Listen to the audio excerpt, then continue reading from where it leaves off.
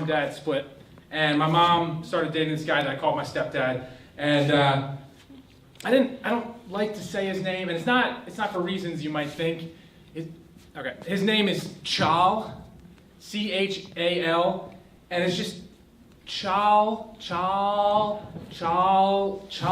It just sounds terrible, and I hate saying it. People think I'm mispronouncing it, or I'm saying some foreign word that they're not familiar with.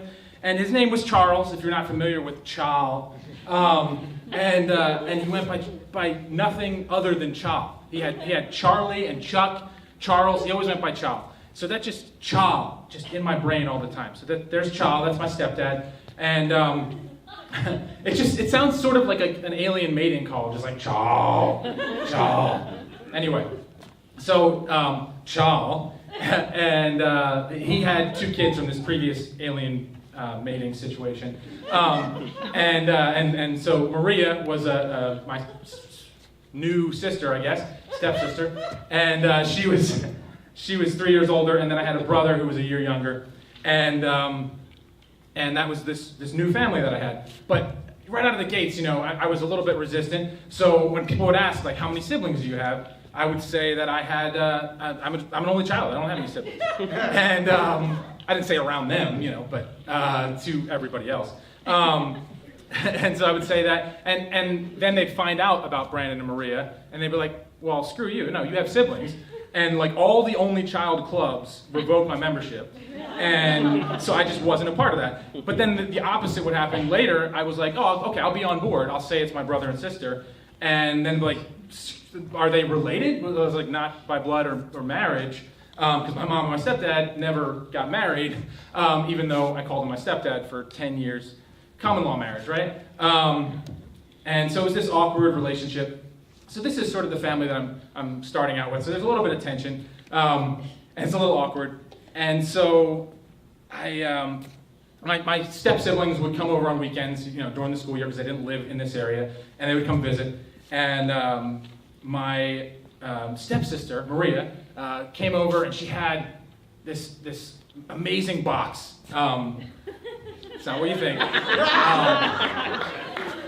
She had a memory box where she kept her most treasured possessions. And so I really wanted to get into the box.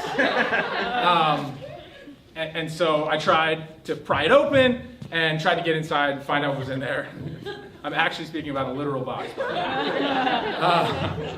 And I tried to get in, and she found out. She saw me doing this and was like, no, you can't do that. That's my special memories. And I was so upset. I was like, you know what?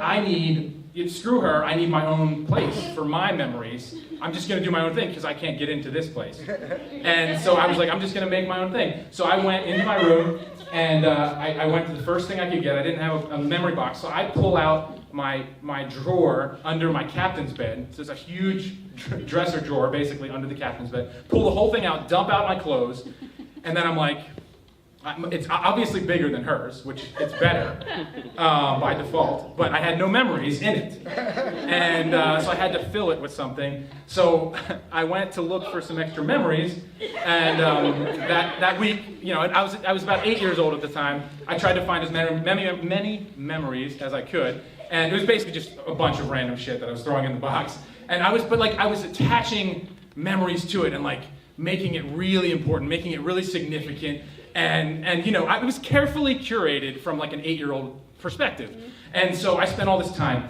And then, sure enough, my brother, Brandon, comes over that weekend, and my sister's not there. And he wants to play with a toy, but it's in my memory drawer.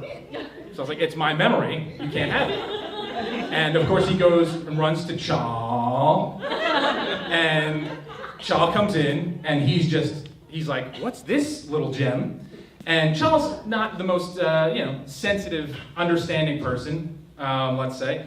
And so he comes in and sees this, and he just is like, what the hell is going on? So he pulls the drawer out, completely out of the captain's bed, which was kind of difficult to do. It took some finagling. And he pulls it out, and he just starts going through it and having a field day with this. And he goes through, and he picks something up. And he's just like, he'll pull something out, and go, oh, a Lego car. not a memory gone, and he just throws it. And he just does this. He keeps going. And he pulls out another one. He's like, Wolverine action figure. That's Brandon's. No, memory gone. And it just escalates to the point where he's literally yelling, memory gone, foam peanut, trash, memory gone. And he just keeps yelling and gets bigger and bigger. And finally he comes upon this thing. He's like, gift from your dad. All right, I guess that one's okay. And he puts it aside and he just keeps going. Memory gone, memory gone, memory gone. Just keeps yelling it and it's drilling into my brain.